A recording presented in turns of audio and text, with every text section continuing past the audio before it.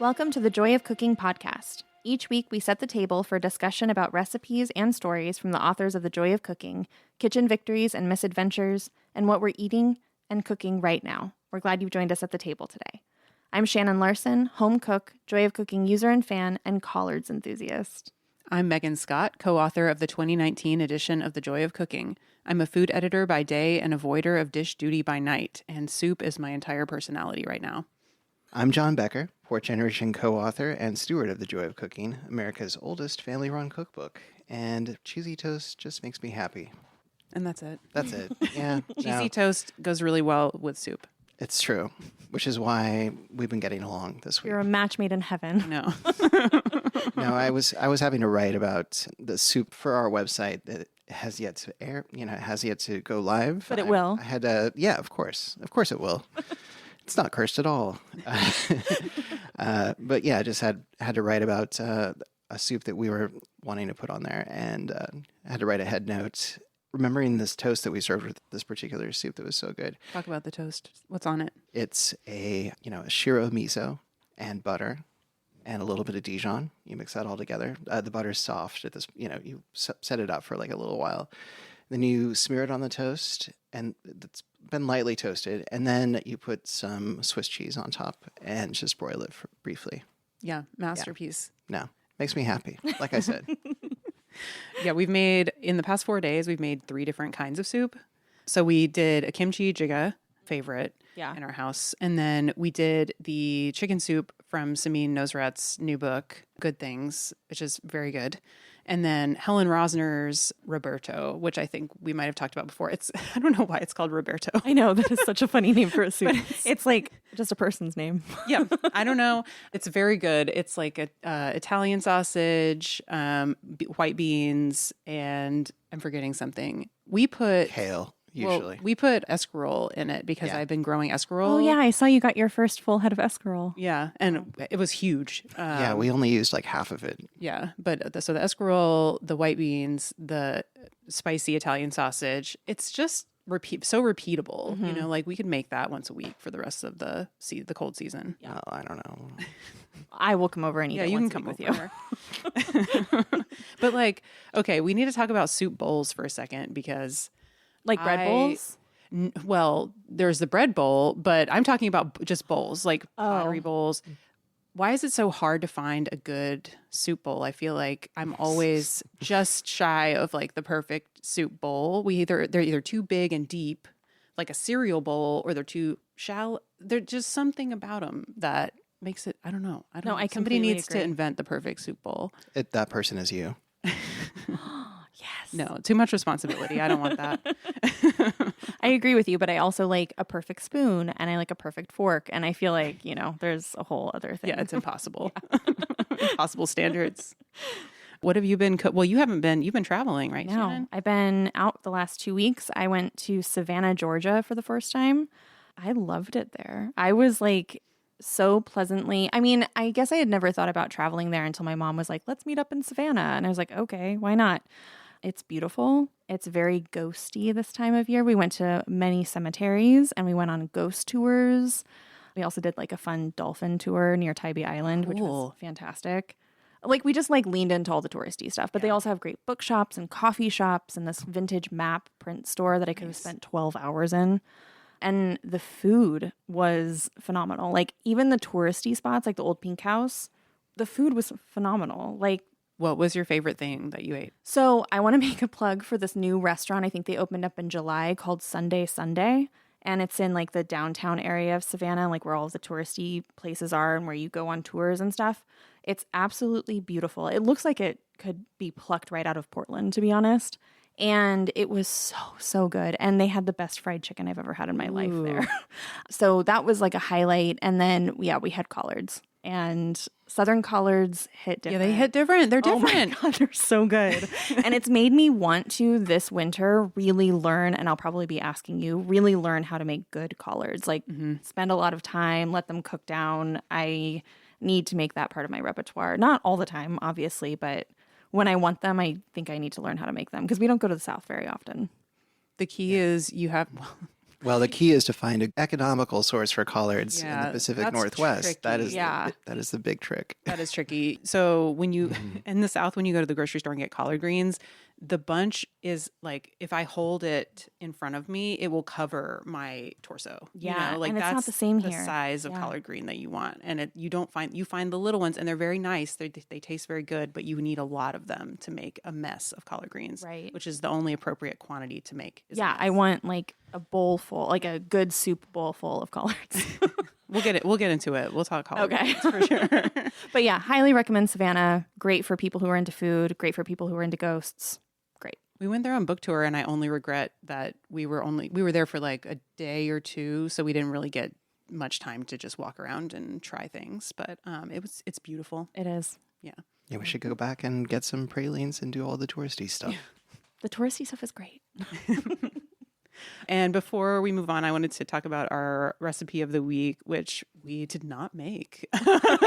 So sorry. But we assigned the mushroom confit on page 252. And part of the reason we didn't make it yet is because we're planning on going mushroom hunting this coming weekend. Yes. So we got to wait until we get the good mushrooms to do the mushroom confit. But it's a delicious recipe. The mushrooms are sort of lightly preserved in oil. They're salted and then very gently cooked in oil to kind of preserve them in the short term. You have to refrigerate them, and they're only good for, how long would you say they'll keep? I don't know. I mean, if you keep them covered, I think that they would last a while in the back of the fridge. But I mean, of course you're going to be completely safe if you just try to eat them within a week. It's one of my favorite recipes out of this joy. Really? Like, yeah, I love that recipe. So they're not going to last that long. Yeah, it's great. They're great on toast, or like, how do you eat them usually, Shannon? On toast, I've put them just with scrambled eggs before, like on the side, and then a spoon into my mouth. Spoon to mouth. Yes. My favorite. We would like to welcome Auyon and Jyoti Mukharji to the table. Jyoti is a chef, teacher, and retired physician. She immigrated to the U.S. from India in the late 1970s and began teaching weekly Indian cooking classes out of her home in Prairie Village, Kansas in 2010. Jyoti has since welcomed several thousand students into her kitchen, and her writing and teaching have been celebrated in press and radio outlets across the Midwest. Jyoti's team includes her husband, Julian, who is the art director, her eldest son, Arnab, the grocery shopping deputy, her middle son, Auyon, musical guest, and her youngest son, Arup, copy editor. Auyon Mukharji is a musician, writer, and culinary historian who spends most of his time thinking about food. He studied biology at Williams College and was awarded a Watson Fellowship in 2007 to study self-expression in folk music.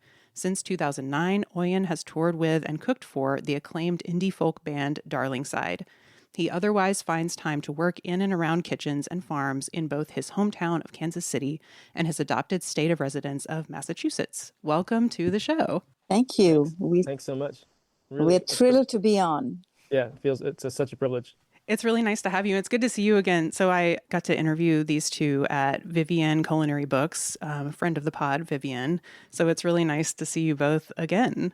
Thank you. It's lovely to see you too. Have you had a chance to cook anything this week, or have you eaten anything that you're excited to talk about? Yes, we did get a chance to cook, and not in my home kitchen, but we did a demo at the Cooks of Crocus Hill in St. Paul, Minnesota.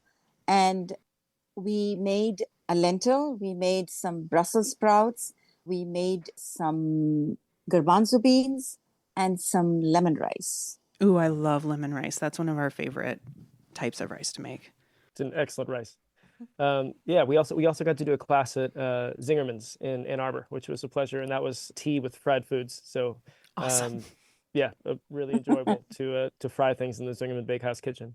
And as far as stuff we've eaten, we're currently calling in from an Airbnb in Indianapolis for a book conference, and we went to a really excellent tiki and ramen bar in Indianapolis called Strange Bird, which has been, I was very impressed. We shared, my mom and I have recognized, due to the amount that we've been ingesting on the road, that splitting a main and going with one appetizer is unfortunately like the right amount. So I feel great about like eating and not being overfull at this point. It's taken a while for us to get our ordering on the road strategy down. But shared a ramen, a salad, and some gyoza, and it was excellent. Awesome. That sounds Oh, so good. And one tiki drink also that had seaweed falling out of the drink. It was great. Oh, that's cool. interesting. I Yeah, love yeah. I love the over the top garnishes with the tiki drinks. Yeah, they went for it. It was great. So are tea and fried foods, do those go together? I don't normally think of them as going together, but Yeah, they I'm do. intrigued. That is the norm, actually. In India, when we do high tea or evening tea, uh, something fried is always welcome. Ooh. Like samosas are a Mm. good, Yeah, uh, yeah, pakoras. yeah, entrance. Mm. Yeah, and there are relevant apocryphal legends about deep frying in India too. If you like think about, like Shah Jahan, who's the king who had the Taj Mahal built. I said built the Taj Mahal, but I'm sure he didn't lift a finger to build the thing. But had it built when the legend goes that when he moved his capital to Delhi from somewhere else, he supposedly consulted everyone except the health minister. And then the health minister showed up and was like, "This water doesn't look great. People need to deep fry stuff." Just from a pathogenic perspective, deep frying happens at 350 plus, and boiling's down at 212. So Smart. even if that legend isn't true, the people of India have gone to the trouble of writing legends about why they need to deep fry. So I think that's a good sort of indicator of importance within high tea and otherwise. More excuses to fry. Sounds good. It's good. Yeah, totally. We love an apocryphal story on the pod. Good. You're here to talk about your cookbook, Heartland Masala, which is beautiful and everyone should own a copy. But could you tell us the backstory of Heartland Masala? How did this book come to be, and how did you two decide you were going to work together on it? So I teach Indian cooking in my kitchen. I've been doing it for 15 years, and 3 or 4 years into my cooking classes, my students asked me to write a cookbook. And, I have never been to culinary school, and my teaching started as a fluke, really, because it was a dinner that I used to donate towards a silent auction at a fundraiser for a charity. And then the fourth year I was doing it, one of the other members wanted to donate a Greek dinner. So the board member who used to run the auction came to me and said, "Why don't you do a cooking class?" And that's how I started my cooking classes. I told her, I said, "I have never done one." And she said, "There's always a first time." And that was the beginning of my first cooking class. And when I did it, I realized that, of course, I felt like I had achieved nirvana, because my passion to cook as a mother and my passion to teach as a little girl suddenly just all came alive and came together. And I thought I was in seventh heaven. So my husband suggested, he said, "Why don't you do this as a hobby?" And so I do have no recollection how I got my second and my third group. But like you said, I've had thousands of people come through my kitchen. I don't advertise anywhere. I have no social media presence. I do not have a website. It's all word of mouth, and it's all in my home kitchen. And to date, when I left for the book tour on September 2nd, I had counted 6,500 and still counting people through my kitchen till then. It has been a tremendous journey. And these are my students who have always encouraged me, motivated me. And so they asked me to write a cookbook. And my dream of a cookbook was that I would put my recipes together, spiral bind them, and their request was that every recipe should have a picture. So I was planning to put, a picture taken probably by my cell phone, everything all compiled together, and handing it out in my cooking classes. Auyon at the time used to do some ghostwriting for me, because some of the journalists would tell me they wanted to put write about me in their magazine, but they were not going to do the writing. I had to do. Now, I love to teach and I love to talk, but I don't like to write. So Auyon used to do the writing for me. So when this book thing came up, I asked Auyon, I said, "Would you like to help me write the cookbook?" And then I let Auyon take it up from there. Yeah, I said yes, but I wasn't serious. It was very much bluffing. Yeah, when you asked the question, when you decide to do this together, like there was no decision where we decided to do it together. It was just my fear of saying, My mother's a powerful woman. It's not a good idea to say no to her too frequently. So I said, yes, I'll do it. But you need to send all the recipes that you want in the book, which I thought was a high enough activation energy that she would never get there. And it took her a good like year plus to put those recipes together. So it did take a long time. But then by the time she sent them, it was very much a two frogs in boiling water situation, wherein like the walls of the pot were too high. It was only slowly getting turned up. But there was no escape. We ended up, yeah, the frogs are cooked, and we ended up writing the book. Yeah, my mom's vision was like poor to mediocre iPhone photos, along with like slap together recipes and just go. And ideally, we're pumping one out every year. She has friends in her community who like write collections of recipes and sell them as books, and do that like once every year and a half. So she was like, if I'm doing this, I'm going to get on the train and we're going to go. And I proceeded to disappoint her deeply. I think when it became clear that putting any group of recipes together, if it was going to be held to a standard that I was satisfied with, it was going to take a long time. And I also realized that writing yet another collection of family recipes from an upper middle class Indian kitchen in the US or the UK was of zero interest to me. That's a lovely genre. There are many books that exist already. I had no desire to add to it. And so given that was going to be like an element of our book, how to sort of like add to it in a way that would sustain me from a writing perspective, I thought about it a bunch and read a lot of cookbook criticism and read a lot of cookbooks and talked to a lot of friends and landed eventually on history and context being a thing that was exciting to me. And the result is our strange, but I think enjoyable book, wherein the backbone is my mom's recipes, but the headnotes and the standalone essays are often focused on history and context, both ancient and more recent histories. And that was a lot of fun for me, but it also required an independent course of study because it's not a thing that I had done. My day job is touring as a musician. I have a background in biology, so it was not, culinary history was not a thing I'd studied. So I proceeded to do that. But meanwhile, my mother, who had expected that this thing would be done like 2 years before I was knee deep in books, started threatening her own death and just telling me she was and is in good health, but was just like, I could die before this thing comes out, which I don't think was actually effective. Just stressed both of us out more. But that was her way of turning up the heat. She really knows how to twist the knife. Oh, she is. I have so many stories for you. Just from even on the road in the last like week, the things that she said to me are unbelievable. It's really twisting. It's not even a knife at this point; it's a corkscrew. But I ended up finishing the thing eventually. Yeah, that's the book. So that's the way the collaboration kind of took shape. My mom allowed me latitude and agency to write sort of present the recipes however I wanted to. Recipe testing was another adventure, but yeah, that's the origin is my mom asking me and me bluffing and saying yes, and then having to eat your words. yeah, and much both more. Of us sort of continuing, instead of stopping to think about there are not many mother-son collaborations out there, and I think the reason is that the other mothers and the other sons know what they're doing. You know, they're way ahead of us. They're like, we have to preserve our relationship. We cannot be doing this They've together. thought about it. Yeah, they've done exactly. I love and I'm low-key jealous of how you both have certain passages in the book like marked with your names. It's like there are two authorial voices going on, and there's less of an attempt to try to push them together and make them, unified, whatever that means. Having the two of you kind of speaking to the readers in a different tone, I found it really endearing. Mm-hmm. Thank you very much. Yeah, Thank was you.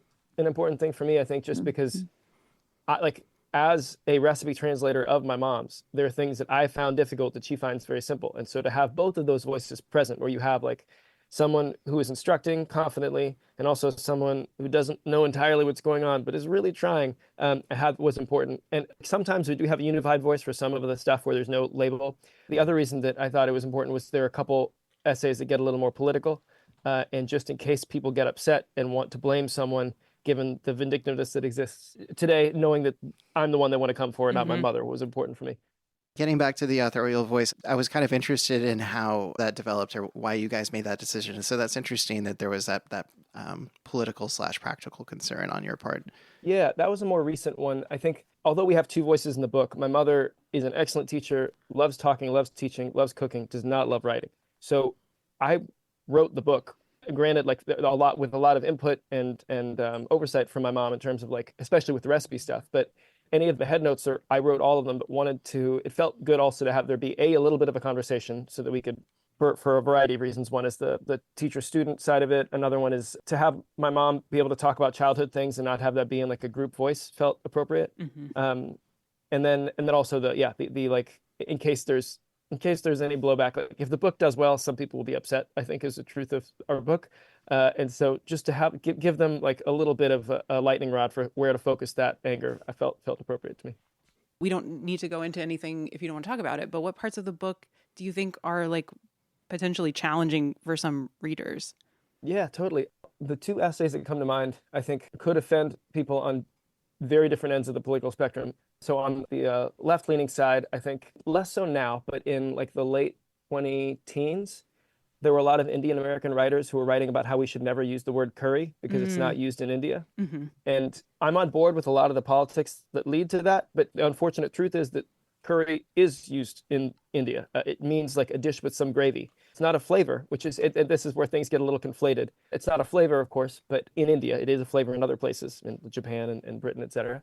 But I think the essay where I write about that, I tried to write about it thoughtfully, but we do have a bit of a flippant illustration that pairs with it, which is a yard sign that says, "In this house, we believe curry is real." So I love that illustration. It is so delightful. I can see it. That and the American sauce illustration. Thank you. Yes, and so those two both sort of describe how we think of curry, just because it's a bit of a delicate topic. So I remember back in 2018, 2017, 19, something like that, being on Twitter when it was still Twitter and seeing some of the conversations around curry and seeing a lot of very serious words being thrown at each other. And I think as kind of an outsider, it seemed like, okay, there are these cooks and chefs who have probably experienced their cuisine, Indian cuisine, being really flattened by people who don't know anything about it. And it's fair to be upset or bummed out that that's the case. But then also on the other side, there were other Indian cooks that we were following that were like, actually, no, people use the word curry. It's a thing. And, we don't have to run away from it. So I thought that was a really interesting, I had no idea that there was that kind of debate going on. Totally. Yeah. And there are a lot of things that are part of Indian cooking culture and history that are very much related to the colonial enterprise. The fact that tea is consumed at all in India, very much the result of the British being there. English is an official language of the Indian government, one of many. And that we use the word curry to describe stuff. So I think like a lot of those writers who were, I think, pushing back against the use of the term, I've now since seen write books that have the word curry in it, and there's no problem there. So I think the discourse has shifted a little bit. But part of the reason we have these essays is because I was on board with not using the word curry. I talked to my mother, who is from India, and was like, I don't know what you're talking about, but that's crazy stuff. It's maybe a reflection of my own turmoil and like thinking about how do I present this in a way that makes sense given what I have read and how people have been talking about it. So that's on one end. The other essay that I think could upset some folks, this is more on the subcontinent, but we have an essay called A Note on Beef, describing the Western perspective on beef eating, which is this idea that Indians don't eat beef. There are millions upon millions of Indian people who do eat beef. They're often lower caste Hindus, disenfranchised minorities. The idea that Indian people don't eat beef is a political export of the right-wing Hindu government, which is a thing that if you're sympathetic to that government, you're probably not going to like that essay very much. And I actually toned down the illustration a little bit for fear of our illustrator getting in trouble too. It was a little more aggressive initially, and we toned it down to where now it's just a picture of a cow on a dollar bill, like showing how the cattle were currency, basically. But yeah, those are two examples of things. If people pay attention to the book, which it would be great, but also who knows what's going to happen, that we might get some pushback. But I wanted to make sure that they knew who to come to if that was the case. You are blessedly not on social media, so I think you're going to avoid a good chunk of any kind of reprisals, which congratulations. Thank you. Yeah. I was kind of curious about your working relationship when you were working on this book together, because I know from firsthand experience working with John on Joy of Cooking, like we have a very good relationship, but there were moments there. I will tell you, there were moments. I'm sure you also had some moments where you weren't sure you liked the other person very much. Can you describe how you worked through that conflict? Because the book feels so cohesive, it feels so right, and it feels like there's no conflict there, but I imagine there must have been. We did. And, me being the mother figure, of course, and it was especially when we were recipe testing, because we were together in the kitchen working on the same thing. I felt, Auyon was watching me because I don't like to measure, and the measuring was always a challenge. So that's where our difficulties, or my difficulties, came in. But now when I look back at it, it just seems what a beautiful ride it was, because I'm a mother. You forgive, forget, and you move on. But I'm sure Auyon has some stories to tell you. Yeah, so my mother believes that, mothers know how to forgive, forget, and move on. I, on the other hand, am a son, and as those of you who are sons know, we men are extremely fragile, delicate creatures. Trauma very deeply, so still working through some of that stuff. Yeah, I found that anytime the hierarchy and roles were clear or relatively clear, it's been pretty smooth sailing. So with the photo shoot, my mom ran the kitchen. I was like spreadsheeting in production mode, very smooth. With the writing of the book, my mom allowed me pretty much as much agency as I wanted to write and frame things, and like had oversight and pushed back on a couple things, but that was pretty easy. Even on tour now, we've been on tour since for the last month and a half, with a week and a half off here and there or once, but pretty much on the road. And I am managing the tour, and my mother is the talent. And it's fine. Like that's been great. She's like, she just goes where I tell her to go, and she does it, and we make sure she's taken care of, and that's great. But in the recipe testing was where the hierarchy was less clear.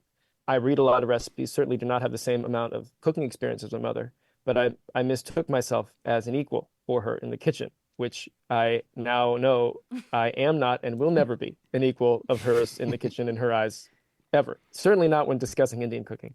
And we said some very mean things to one another, just really rude, really rude things.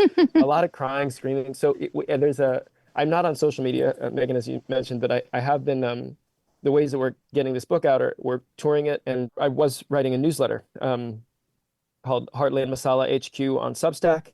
And one of my favorite installments is called At Noon We Fight, which described our recipe testing process, wherein 3 times a week for several weeks, we meet up at 10 a.m. to start cooking. We'd work for a couple hours, have a blowout fight, wherein I would scream, my mom would cry. Sometimes she would scream too, because she knows how to multitask. And then we would take a couple hours to just like cool off, or like just whatever, leave, and then get back together at 3 p.m. the same day to just finish it out. But I think it was just like, it was not like the frogs in boiling water. What I was describing, it's kind of just like we're doing this, it's happening, we're gonna make it happen, and it's going. And there was not really a choice to get out at that point, I think. Was the conflict around how the recipe was being written, or like what was it around? Yeah. I mean, I think there's always meta with that kind of thing. There's like meta arguments, right? So there's the argument of what it's about, and then there's also like what it's not about, but it actually is about. And so a lot of it was about Measuring. not wanting to measure, and then me saying like, if you didn't measure that, if you forgot to measure it, as I told you, we need to go back. I was running it like a lab, basically. So I don't measure. I'm not a crazy person. I don't measure while I'm cooking normally. But like when writing a cookbook, I'm measuring the things, especially my name's going on it. And it wasn't my idea to write the book too, which was probably not a great idea for me to remind my mother about those moments, which I did. So yeah, I think. But I mean, the biggest problem is probably my personality. That's all. That's all. Yeah, which is a thing that I'm working on, of course. But like measuring stuff, but then like also specificity, like who the audience is. My mom would write things like, for her classes, she writes out these outlines of recipes that are designed for people to watch her in the class and follow along. They're not like tested. She wrote things like boil 6 eggs. And then we're going to deep fry those eggs. So like overcooking the eggs is a concern for me. I like sulfur in some things, but not in my eggs necessarily. So when I suggested we then bring a pot of water to a boil, put the eggs in, time it, take them out, put them in an ice bath, and then you have the eggs, she just looked at me flabbergasted for like 30 seconds probably. It was just like, we are writing a cookbook for idiots. And then like when it proceeded to not only denigrate me, but also like the people I hung out with, like what kind of people I'm associating with. I did not pursue, I'm a musician. No Indian parent, at least at my parents' age, no Indian parents my parents' age like dreamt of their children becoming an artist or a musician. My parents are cool with that. But then her like insulting my friends because of how I cook eggs, that or how I write about eggs, that was actually offensive. That was problematic. So yeah, it's just like it was about that stuff, but it was also just about like how we know how to get each other. I mean, I'm sure I would love to, like, I recognize it's inappropriate for me to ask questions with you guys about what no, your not at different all. cooking. No, not at Oh, all. please, I'd love to hear more about like where do you find? Can I add one thing? Yes. It was Yeah. all said out of love. Of course. I mean, that goes without saying, right? Yeah, of course. We can tell. Yeah, John and Megan, what are your patterns? I mean, I would defer to you, especially when it came to baking recipes. I feel like in the recipe testing process, we really didn't get on each other's nerves. But yeah, I think when it came to like editorial decisions, especially like recipes that we needed to cut, because with our book, in order to make room for new content, we have to trim. We have to trim quite a bit for each revision. So I think that's. Yeah, I'm a little more prone to want to just cut something. John would want to keep it, or let me call Ethan, John's dad, first and make sure that it's not a special recipe. Yeah, that's actually. I'm less sentimental, I think, about cutting certain things. And I'm also I'm kind of a taskmaster. This is a thing about me. I'm very type A. And so I need to be, if I'm not on schedule, I'm panicking. We got to be on schedule. We got to meet the deadline. And so for me, I was like, okay, we got to get this done by this day. And John is very much a perfectionist, which is. Well, yeah. What was it? I think my alternate bio for reading, like for this episode, was if I was to write a memoir, its title would be 5 More Minutes. Yeah, because it's always, I just need to go down this one more rabbit hole on this ingredient or this technique or this recipe, and then I'll be done. And it's like, we've been doing this for 5 days. We've got to move on. I'm going insane. So I think for me, it was just like, we got to chop. We have a schedule to keep. So that was the major source of conflict that I recall. Yeah. Well, just shout out to my father, Ethan, for being a resource and for, being there for us when we had questions to ask, or if we had questions about making big editorial decisions, I would want to go to him for him to weigh in. And then he just kind of let us alone, and, we were accountable to each other. But yeah. Thanks, Dad. That's beautiful, and that's a tough thing too, given like the family lineage part of this. Like there's just like there are a lot of people who are deeply invested in it ancestrally too, and so for you too to be able to like sort of hold that and to be given that's what a gift. That's super cool. Yeah, people get mad when you cut their favorite recipe. Yeah. Totally, yeah. I had a more of a nuts and bolts question about the book, because so you put a lot of emphasis on buying and using whole spices in these recipes, and it is really important. And whole spices, we are also big fans of using whole spices. But can you give some advice to cooks who maybe aren't as used to using or buying and using whole spices in their cooking? Sure. When I teach, I always tell my students that not to invest in buying powders, because powders are, some of them have an oily base, and so the flavors or the essence in those spices kind of dissipates in the atmosphere, and so their shelf life is very, very short. But the seeds, if you buy the seeds, they can be kept for 12, 13, 14 years, as long as the weevils don't attack them. So the practical thing to do is to invest in a spice grinder or a coffee grinder in which you will never grind coffee, and use it just for spices.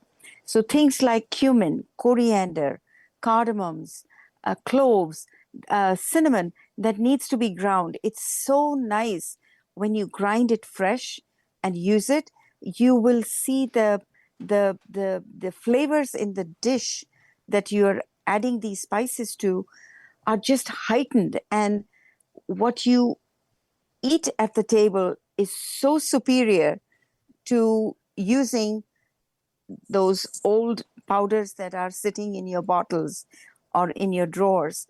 And so my advice always is buy the seeds and grind it yourself, and it takes just literally 2 seconds to do it. And of course, Indian cooking involves a lot of spices and a lot of ingredients. So the other suggestion I give is lay out your spices just the way it is in the book and in the same order in which the book calls for it or the recipe calls for it, you can never go wrong because you know then what comes after what, and you are ready to grind if things need to be ground. And so that is my honest and wonderful advice to, or sincere advice to all my students, that do not use powders, do not invest in buying powders, because the shelf life there could be just even 2 months. Mm-hmm. And depending on how long it's been sitting in the shop. And those powders, if they're too old, they're not going to hurt you. They're just going to not have flavor. I mean, they'll hurt you by just not fiber. having flavor, but you're not going to poison you. And we have a section or a page in the cookbook that is a guide to navigating your local Indian grocery, which if you are fortunate enough to live close enough to one, we recommend going there. It is not going to be efficient. It might not even be that pleasant. I certainly, when I walk into them, they can tell that something is a little funny with me. And so like I get condescended to, but it's important to go. And it's part of, I think, the bigger story of our book, which is it's not a quick and easy Indian cookbook. There are many excellent resources you can find if what you're looking for is a quick and easy Indian cookbook. But ours, I think it's sort of like, if you're excited about taking a deeper dive, we would love to walk you through our version of that. And if you don't have access to an Indian store, then we do have a bunch of retailers in the back of our book of folks we love, the Burlap and Barrel and Spicewalla and Diaspora folks. Like you can get some really thoughtfully grown and or produced spices online as well, in addition to the usual suspects of Amazon, et cetera. But our recommendation is going to an Indian store, getting a little lost, feeling a little out of place, and coming home with bags of stuff. That's what we'd love for you to do. Whenever we do that, we buy way too much stuff. That's the dream. Yeah. I mean, like Jyoti was saying, the last a while. I know they last forever, but yeah. Right. I also always tell them that if you feel you have too much to put in your pantry, then whatever is, you use the seeds that you buy, put them in the bottles, and what is left, if you have a fridge in the garage, store them in the fridge. They never go old on you. That's really good Share advice. them with your friends. Think of it as like a CSA. Mm-hmm. Well, that too. Yeah. That's a really good idea, actually. Yes. I need to be buying more whole spices. I will be. Call us first. I know. Because every time I go over to your house, I'm like, oh. We have a 5-gallon bucket in our garage that is full of extra spices that wouldn't fit in the jars. So, I mean, it's airtight.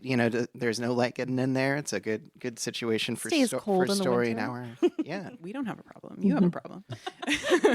And plus, you can use our spice grinder. It's nice and convenient. Like the stainless steel cup, you can just take it right off and put it in the dishwasher. It's really nice. Perfect. One question just about, you were talking about, you're always telling your students about, this way of dealing with spices. What translated really well for you from, teaching the cooking classes to writing these recipes and writing the book? I know that there was some conflict about, actually we're writing the book for idiots. But, but yeah, I was just kind of curious, your experience as a culinary instructor, how did that translate into the recipe writing process? Was there anything in particular that stood out for you? So, recipe writing for me was very, very hard because I never learned from recipes. I learned from my mom, my mom-in-law, my grandmother, and they would just add a little bit of this and a little bit of that. So I never had written recipes where I was following. So when the time came for me to share my culinary recipes with my students, it was difficult. But the best part was that I would have them in the kitchen with me. So if something went wrong or if something wasn't, altogether, I could tell them, can you make the change in your recipe? Can you change that to maybe, if there's a half teaspoon of sugar and I needed 3/4, I could tell them right away. So actually the recipe ingredient amounts got refined as I was teaching. And when we came to writing these books, I think a lot of credit goes to Auyon for really expanding on the instruction part of it to where there are visual clues, there are time clues, so that you cannot go wrong one way or the other, because you have these other things to help you identify or help you cook, where you can actually visually see or time, what the stuff in the what the food in the pot is looking like at every step of the cooking process. Yeah, that's really important if you've never cooked a dish before, because you don't know, is 10 Right. minutes long enough, or maybe you need a little longer, and everybody's Right. stove is different. So that's really helpful. Right. I have to tell you that, there have been, during this book tour, there have been so many people who, chefs who have actually done dinners inspired by the book. And it has been so heartwarming to see that they have nailed the recipes that they were trying to cook, because when they tell us we did this and it tasted so good, it just makes Auyon and me feel so wonderful. There's so much gratitude, and it gives so much credibility to the dish, because that's what we want everybody to be able to achieve success in what those dishes should taste. Yeah, certainly. Like anytime someone makes a dish that, like, I don't have recipe writing experience outside of this book. I did spend a lot of time thinking and reading about recipes and reading a lot of recipes, but there's plenty of imposter syndrome going around in my head around it. And so anytime someone makes a recipe, I feel very grateful that they were willing to spend somewhere between 30 to like 90, maybe sometimes 3 hours, if it's like samosas, making a recipe of mine, or hours. And if they didn't go well, that's not a great way to pay back that gratitude. So a lot of I'm often moved when talking to folks who have made one or two recipes out of the book. But John, to answer your question from a slightly different perspective about where my mom's teaching has come in handy, I think I did write the initial write-up of the recipes, but where my mom's teaching was most helpful was at the back of our book. We have some 50 odd recipe testers who helped us test, and I basically sort of sent 5 recipes each to each of those people, who then tested them and shot those back. And anytime there was any issue or something that didn't quite work, having my mom as a resource to just be like, oh, well, this is clearly the thing you do. It was like very, very, there was no thinking about almost about like how to fix those things. And I think so we didn't actually, I don't think we leaned on her teaching as much in the initial writing of the recipe, because I had a vision of how I wanted to put it. But then for that first major revision, with the help of testers, having her as a resource to just be like, this is the thing, and because she's seen so many folks have little problems with this or that, that she knew exactly where to go. So that was for me, at least, that's where that showed up the most, in addition to sort of the conversations we were having when I was initially recording things. Yeah, no, it seems like there would be a really good opportunity to observe how people are when they're like confused, I guess, like with a certain dish. It would help with troubleshooting, I guess, or, see like, where the pain point of the recipe, like where are people going to get tripped up in this recipe? Oh, hello. I just wanted to take a moment to tell you about an easy way to enhance your meals. Whether they are a healthy vegan grain bowl or that late night snack we'll pretend didn't happen the next day, and that easy way is Marshall's Hot Sauce. For 15 years, chef and cookbook author Sarah Marshall has been hand-making and bottling these delicious sauces. She works directly with local farmers and highlights the lovely flavors of fresh seasonal produce. They're gluten-free, there are no additives, dyes, waxes, or binders, and they have mouth-watering combinations like serrano ginger lemongrass, or habanero carrot curry, or even whiskey smoked ghost, which was featured on Hot Ones. So head on over to marshallshotsauce.com, that's Marshall's HAUTESAUCE.com, and see all the available sauces and spice blends. Oh, that's right. Sarah's created spice packets by dehydrating and freeze-drying actual produce, so you can impart flavor into your food with more vegetables. But that's a story for another day. Find all of these delicious creations at marshallshotsauce.com and enter HOTJOY, that's one word, capital H, AUTE, capital JOY, one word, at checkout for 20% off. That's HOTJOY at checkout for 20% off. And now, back to the show. I would love to ask. I have so many more questions, but we have to move on to the portion of the show where we answer a caller question. So each week we answer a caller question, and this week we are talking about meal planning. Sarah, can you read the question?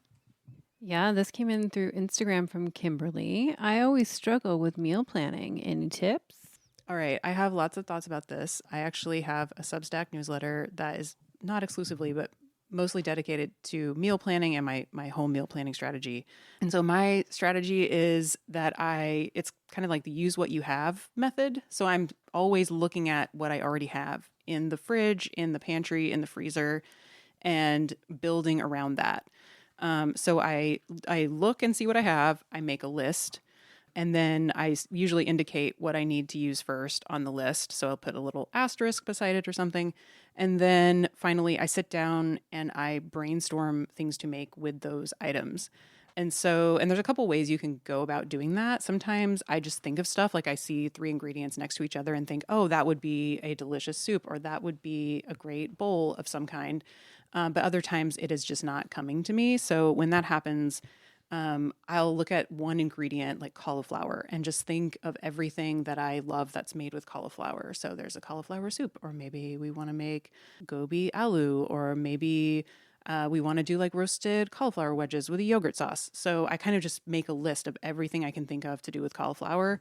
And then usually I'll hit on something that's like, okay, that's the dish I'm going to make because I also have yogurt, or I also have this other thing. Or sometimes I will look at a favorite cookbook. I'll go to the index, find the ingredient, see everything that's listed under that ingredient. And then usually something will either pop out like, oh, I want to make that, or it'll jog my brain and make me think of something else that I want to make. The Eat Your Books website is also pretty good for singling out recipes that, use, for instance, cauliflower or eggplant.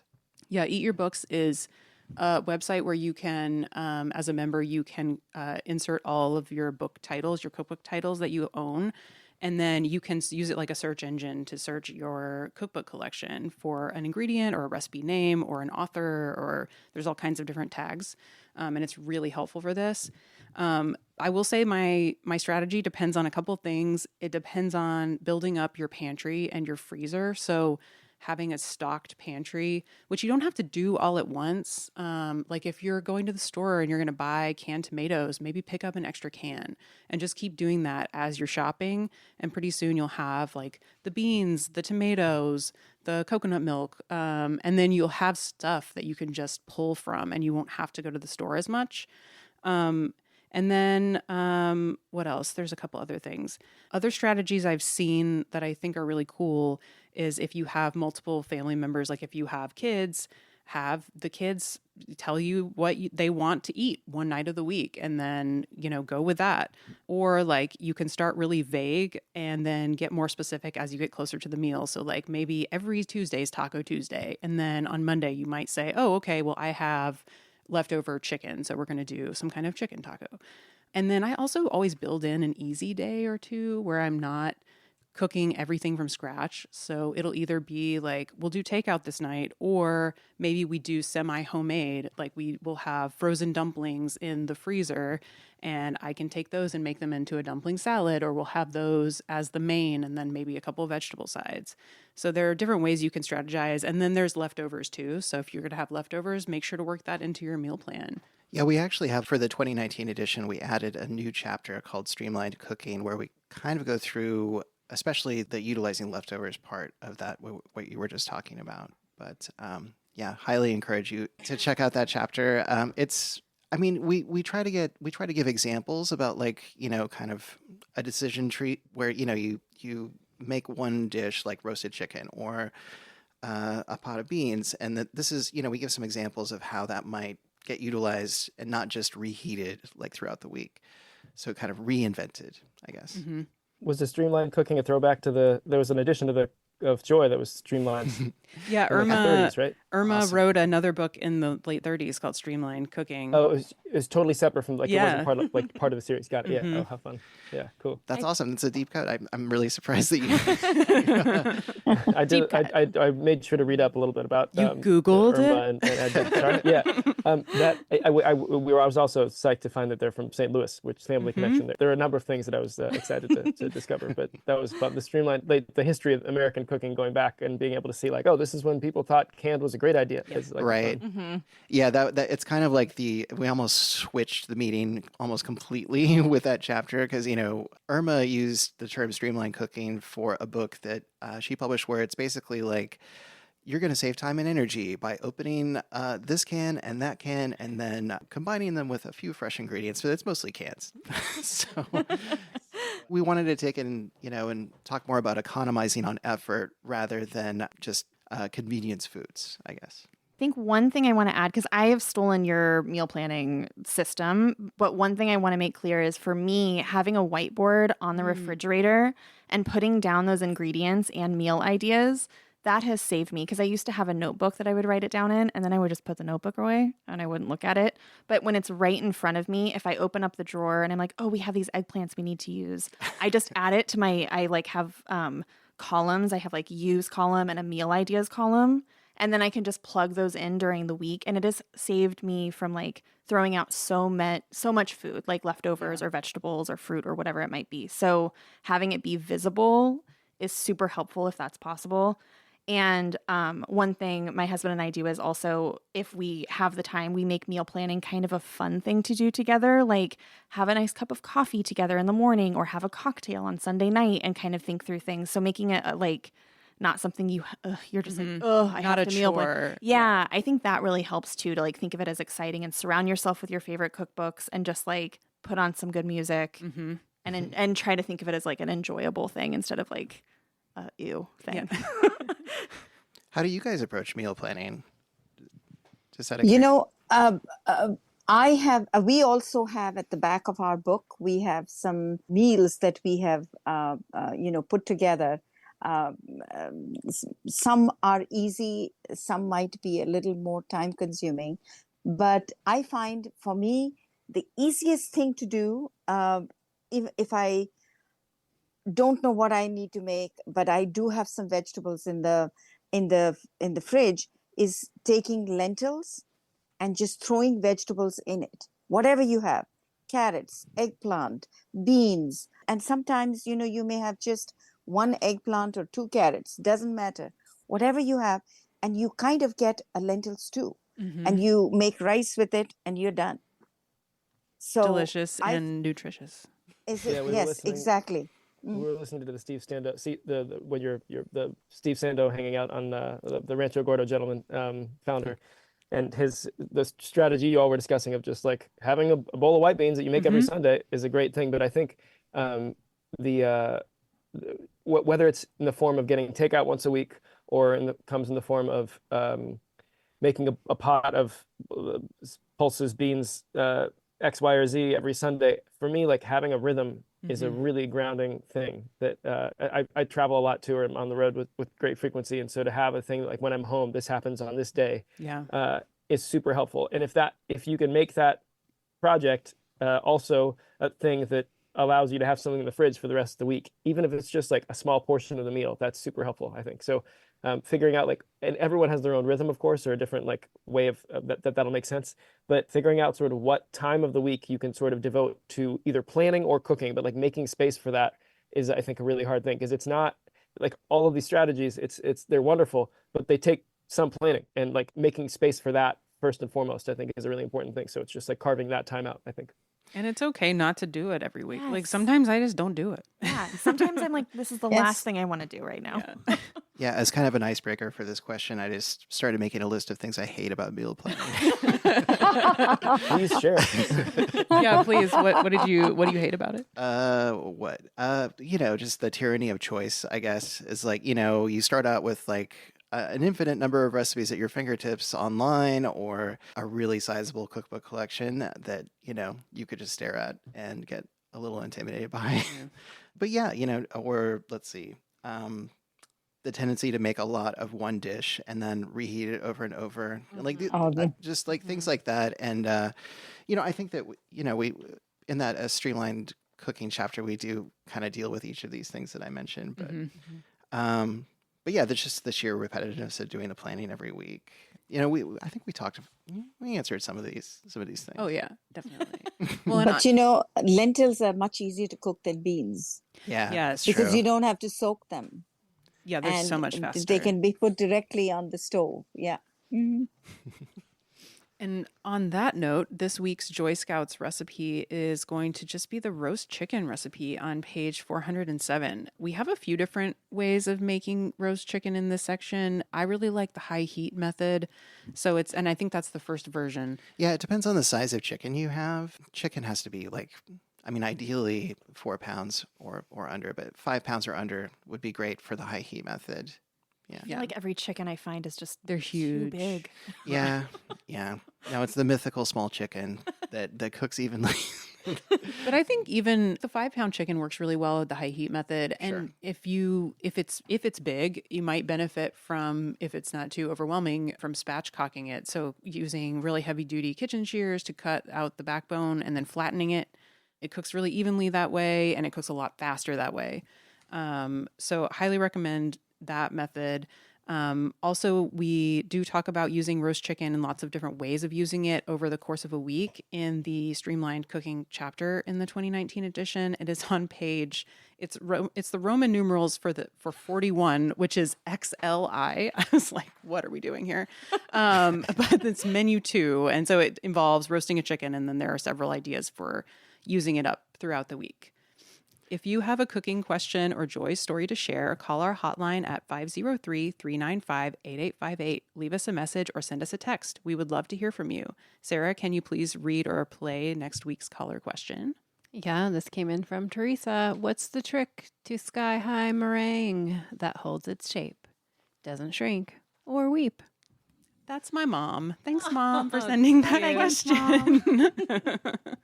So next week, we will talk about how to make really good sky-high meringue. All right. What is everybody cooking this week? I'm back from vacation, so I'm cooking, which is really nice, honestly. I mean, the food was great, but I love coming back and being like, oh yeah, I missed cooking. I missed my home cooked food. We also have our last tomatoes in the garden that we're using up, and tomatoes from the CSA. So it'll be tomato centric and soup season. I'm all about that too. Yeah, it's time. What about you guys? We are getting our first delicata squash in the CSA this week, which is very exciting. So I think I'm going to just roast it with miso butter. That just sounds like a nice thing to eat this week. I will allow that. It sounds delicious. It's funny. I had soup season and squash season right next to each other. So yeah. I'm also going to bake a couple batches of cookies on Friday. One of our friends is a nurse, and they are going on strike for better pay and higher staffing ratios, which is really awesome. So I'm going to bake some cookies and take them to nurses on Friday out of Nicole Rucker's book, Fat and Flour, which is a book I just got. But it's really awesome. I just made a very delicious banana bread out of it. And she has a really interesting method for making cookies that she calls the cold butter method. So you don't soften the butter for the cookies. You mix it cold into the flour before adding the eggs and the wet ingredients. Very, very excited to try that out. I'm curious. Yeah. What about you two? Anything you're excited to eat this week?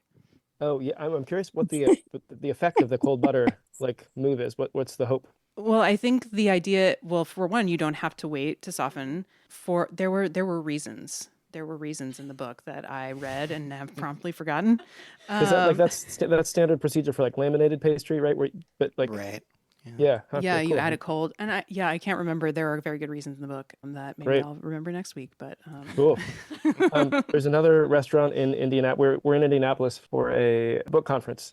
And there's another restaurant here called Bodhi, Bodhi, which we've heard great things about.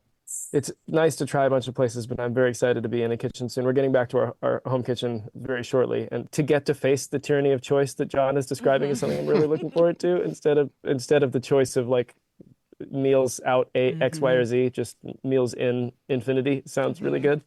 So that's something I'm looking forward to, which is more of a philosophical issue that I'm facing perhaps, but really looking forward to that. Ma, what about And you? I will be actually cooking. I'm doing a cooking demo for one of our restaurants that wanted me to host a cooking class there called Billy's Grocery. And so I will be cooking some murg kali mirch. I'll be cooking dal palak, some pakoras, rice, and mango kulfi. Ooh. Kali mirch, too, for those of you who don't speak Hindi, is chicken with black pepper. But like a Right. lot of black pepper, but it softens over the course of cooking. It's a wonderful dish. And then 2 days later, I'm doing a class for Milk Street, and we will be cooking lemon rice, masala Brussels sprouts, and I think it's spiced watermelon, but I'm not sure. But we are doing 3 things for Milk Street. That sounds So delicious. yeah, a lot of exciting things to do, and then I'll be back. We come back to Indianapolis for another conference, and then I go home and I actually get to cook and enjoy my own cooking and eat my own cooking, which would be lovely. Even though, when you're having to do it day in and day out, it sounds and seems so boring, but go on a book tour and you love your kitchen when you come back. No, I can confirm. definitely confirm on that. Yeah, how extensive was the Joy 2019 tour? How long was it? We Yeah, did. or how many days? It was just super intense. I want to say it was like a month. Yeah, it was.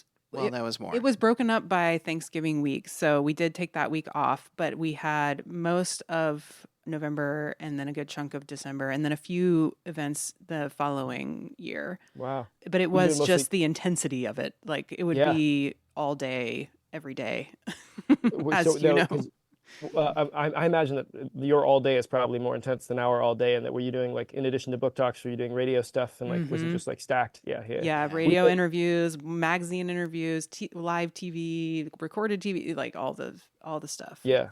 We've had a couple days that have been like full on like that, but most of our events have been like one a day. Oh, which that's has been good. That's really vastly Well, preferable. Yeah. 2 a day. Two- We've had sometimes book two. talk Yeah. and dinner. Yeah. And before we wrap the show, where can listeners follow you or find out? Nowhere on more? social media, which is exciting. But I have a Substack, and so it's Heartland Masala HQ. And if you're interested in reading, I'm publishing very regularly from January until the book release in September, and cover how we designed our illustrations, how we got our photography sessions together. So if you're at all curious about the putting together of a cookbook, there's a lot in there. Also, if you're interested in mother-son violence, there's plenty of that in there as well. It's a really great newsletter, and we will link that in the show notes so Great. everybody can access it. And we'll also have a link to buy the cookbook in the show notes. Thank you so much for listening to the Joy of Cooking podcast. Before we go, show some love for your favorite podcast by subscribing to the show and leaving us a review. Follow us at joyofcooking.substack.com and on Instagram at The Joy of Cooking. Stay tuned for next week where we'll talk about meringue. And don't forget to make this week's recipe, roast chicken, on page 407. Call in with questions, hopes, history, or where you find joy in the kitchen. Our number is 503-395-8858. That's 503-395-8858. And we couldn't do this without our fantastic team at the Joy of Creation Production House. Thank you to Dave Drusky, our production coordinator, Haley Bowers, our audio engineer, and Sarah Marshall, our producer. If you love the stories we bring you each week, please consider supporting us on Patreon. As an independent media company, your support is absolutely essential. It allows us to continue creating high-quality professional episodes that amplify the voices of women, small business owners, writers, artists, and creatives, and keep their stories free from commercial pressure. By becoming a Patreon member, you're not just supporting us, you're investing in the future of independent media. Please visit patreon.com/The Joy of Creation Production House to join our community today. Thank you for listening and supporting our podcast dreams.